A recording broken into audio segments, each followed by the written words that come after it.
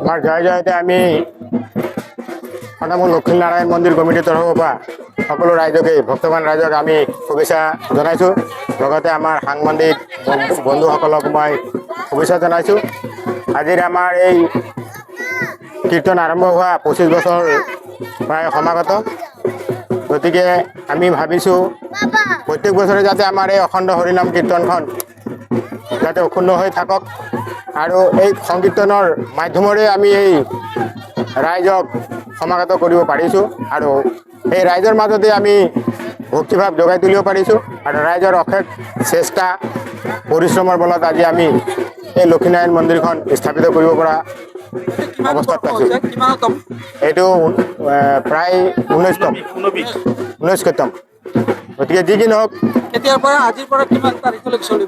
আজিৰ পৰা মোটামুটি শনিবাৰলৈকে 6 তাৰিখ আজি 4দিনীয়া কাৰ্যসূচী। গতিকে প্ৰায় পাৰ্টি আমাৰ ৱেষ্ট বেংগল কোচবিহাৰৰ পৰা আছে, আলিপুৰৰ আছে, এটা নগাঁৱৰ আছে, এটা আমাৰ চিলাপথাৰৰ আছে।